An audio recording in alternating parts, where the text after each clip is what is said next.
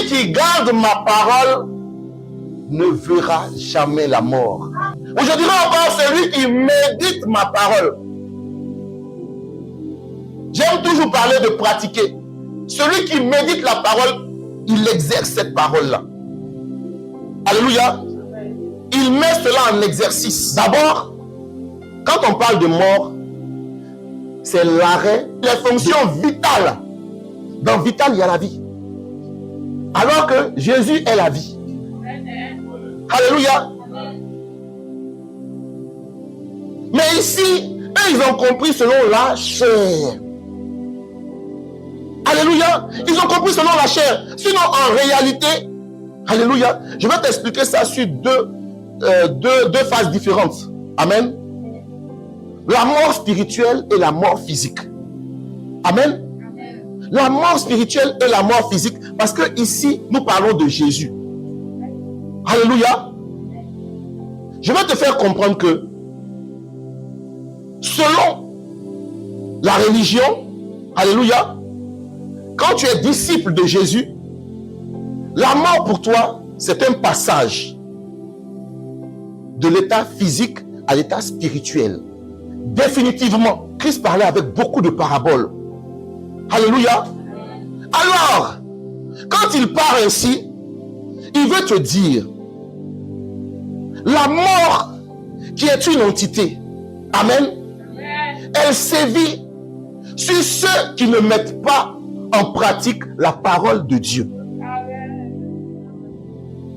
Tu es déjà mort physiquement quand bien même que tu vis. Tu médites de mauvaises choses dans tes pensées. Tu as un fond mauvais. Tu as un cœur, comme on le dit, noir. Alléluia. Tu ne fais que méditer le mal. Amen. Tout autour de toi, tout ce que tu toucheras, tout ce que tu feras sera mort physiquement. Pourquoi je parle de mort physiquement? Parce que rien ne te réussira. Quelqu'un va me dire, mais ceux qui sont dans le monde, là, quand ils s'en vont voir fétiche, et on a vu plein qui sont morts. Tu ne pourras pas être épanoui. Je vous dis, en vérité, toutes ces personnes qui ont tissé des pactes avec le diable, quand on les voit de nos yeux physiques, alléluia, on dira que, oh, mais cette personne-là est nantie, elle vit à l'aise, alléluia. En réalité, cette personne ne vit plus. Parce que ces nuits-là ne sont que des cauchemars. Il ne médite que le mal, alors il voit le mal partout. Il se dit que mais celui-là va me faire du mal. Si je fais comme ça, est-ce qu'il est toujours en train de méditer rien que des faussetés? Alors, le mal va le rendre. Nous sommes en train de décrypter tous les messages contenus dans la Bible, qui sont des témoignages de la véracité de ce que les prophètes, en passant par Abraham, ont dit de Jésus. Alléluia. Alléluia. Vous sondez ces écritures, vous les décryptez, vous cherchez à les savoir, à comprendre le sens de ces textes. Mais tous ces textes-là se réfèrent à Jésus-Christ. Et Jésus nous dit, il est la vie. Tu sondes ces écritures, tu crois en ces écritures, parce qu'il y a des témoignages dans la Bible. Et puis tu ne crois pas en Jésus, tu ne crois pas en sa parole, tu ne mets pas en pratique tout ce qu'il te dit. Ce corps-là, c'est une enveloppe. Qu'est-ce qu'une enveloppe sans son contenu? C'est un objet vulgaire qu'on peut manipuler à notre guise. C'est pourquoi il est écrit, ne crains pas celui qui tue le corps, mais crains plutôt celui qui tue le corps et l'âme. Parce que l'Éternel Dieu a la capacité d'ôter l'âme dans cette enveloppe charnelle. Tu es spirituel. Tu n'es pas physique. Tu n'es pas charnel. La chair, c'est l'enveloppe. Mais l'Esprit de Dieu est en nous. Tant que cet esprit-là, tu sais bien le garder. Par les enseignements. Par la prière, en suivant toujours, dans les moindres détails, tout ce que l'Éternel te dira, tu ne verras jamais la mort en vérité.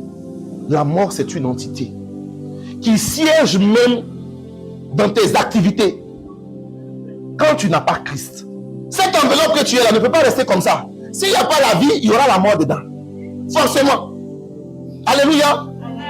C'est pourquoi choisis la vie. La vie, c'est Jésus-Christ.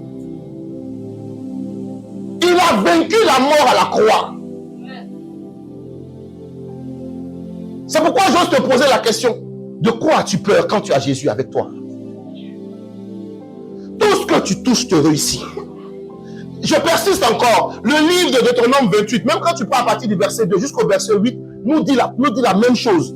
Lorsque tu mettras en pratique toutes les recommandations que tu auras reçues de l'Éternel, ce sont que des paroles de bénédiction.